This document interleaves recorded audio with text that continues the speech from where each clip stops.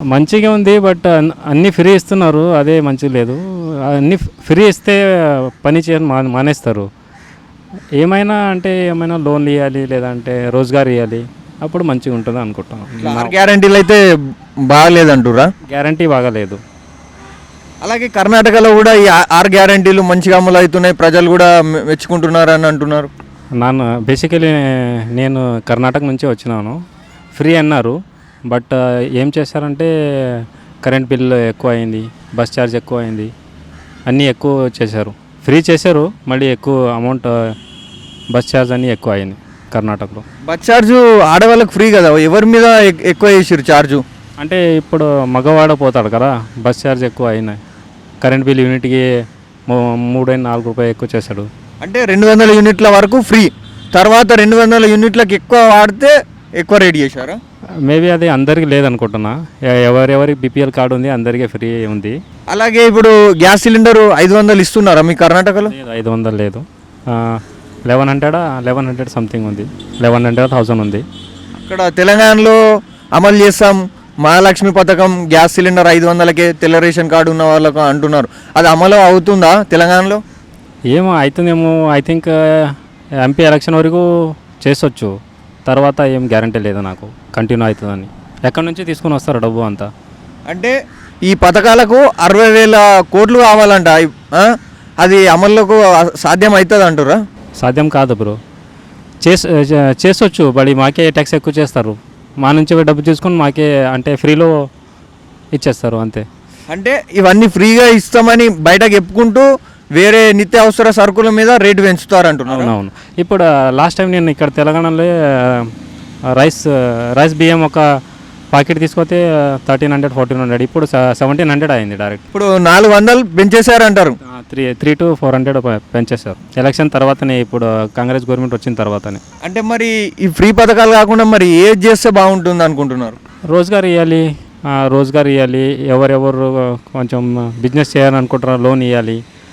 రైతారికి మంచి చేయాలి. పొలంలో చేస్తారు కదా, అది రేట్ కొంచెం ఇప్పుడు రైతులు పండించే పంటలకు కానీ వీటికి ఎక్కువ రేట్లు ఇచ్చి, అలాగే వాళ్ళకు లోన్లు ఇవ్వడము, పశువులకు కానీ వీటికి లోన్లు ఇస్తే వాళ్ళు ఆ పశువులు తెచ్చుకొని అలా బిజినెస్ చేసుకుంటారని అంటున్నారు. అవును. ఇప్పుడు గవర్నమెంట్ ఎక్కువ చాలా సబ్సిడీ చేస్తున్నాయి. బట్ అది సబ్సిడీ ఏమంటారు, ఎవరు కార్యకర్తలు ఉంటారు, కాంగ్రెస్ కానీ, జేడిఎస్ కానీ, లేదంటే టీఆర్ఎస్ కానీ, బీజేపీ కానీ, కార్యకర్తరే అది లోన్ చేసుకొని కార్యకర్తరే అది సబ్సిడీ ఏమేమి గవర్నమెంట్ స్కీమ్ ఉన్నాయి, ఓన్లీ కార్యకర్తరికి అది బెనిఫిట్స్ ఉంది. నార్మల్ పబ్లిక్కి బెనిఫిట్స్ లేదు. అంటే ఏదైనా పథకాలు తీసుకొస్తే ఇట్లా రైతు బంధు కానీ, దళిత బంధు కానీ ఓన్లీ అందులో పనిచేసే కార్యకర్తలకే వస్తుందంట. అవునవును. అలాగే ఇప్పుడు లోక్సభ ఎన్నికలు వస్తున్నాయి. ఇప్పుడు కర్ణాటకలో కానీ తెలంగాణలో కానీ బీజేపీ గెలుస్తుందా, లేకపోతే కాంగ్రెస్ గెలుస్తుందా, జేడీఎస్ గెలుస్తుందా, టీఆర్ఎస్ గెలుస్తుందా? అంటే సెంట్రల్లోనా లేదా సెంట్రల్లో బీజేపీనే వస్తుంది అనుకుంటున్నాను. ఎక్కువ సీట్లు కర్ణాటకలో ఏ సీట్లు వస్తాయి, ఏ పార్టీకి ఎక్కువ వస్తాయి? తెలంగాణలో ఏ పార్టీకి ఎక్కువ సీట్లు వస్తాయి? కర్ణాటకలో బీజేపీనే ఎక్కువ వస్తాయి. లాస్ట్ టైం 25 వచ్చినాయి, అబౌట్ 20 వస్తాయి ఈ టైం కూడా బీజేపీకి. ఎందుకు అక్కడ అధికారంలో కాంగ్రెస్ జేడీఎస్ ఉంది కదా? ఉంది, బట్ సెంట్రల్లో పని ఎక్కువ అవుతున్నాయి.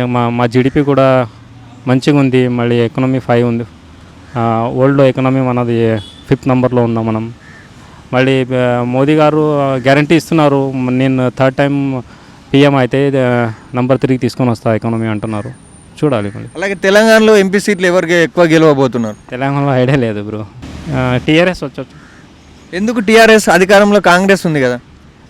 అధికారం ఉంటే ఇప్పుడు ఫ్రీ ఇస్తున్నారు కదా, చాలామందికి నష్టలేదు. ఫ్రీ పని కూడా ఎక్కువ అయింది కదా, రేటు కూడా, అందుకు నష్టలేదు అనుకుంటున్నాను నేను.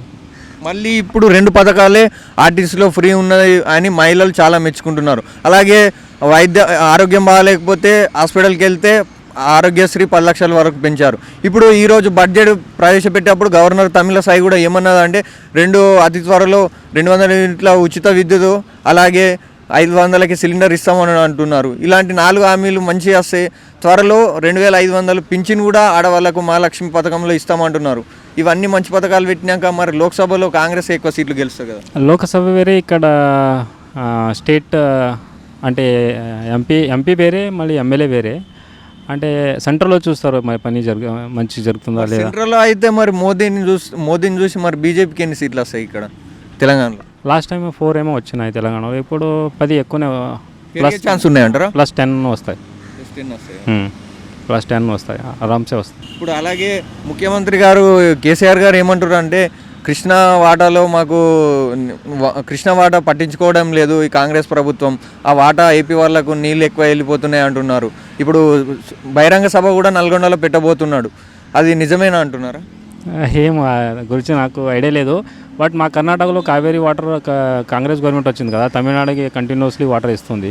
ఎంత ఫైట్ చేస్తే కూడా ఆపుతలేదు, ఇస్తుంది.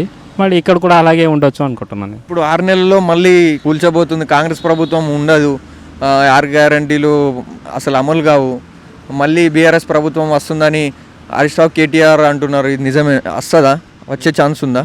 నాకు ఐడియా లేదు, ఆ గురించి ఐడియా లేదు, చూడాలి మళ్ళీ ఏమవుతుంది. అసలు కాంగ్రెస్ ప్రభుత్వం రావడం కరెక్టేనా మన తెలంగాణలో? నాకు నచ్చలేదు.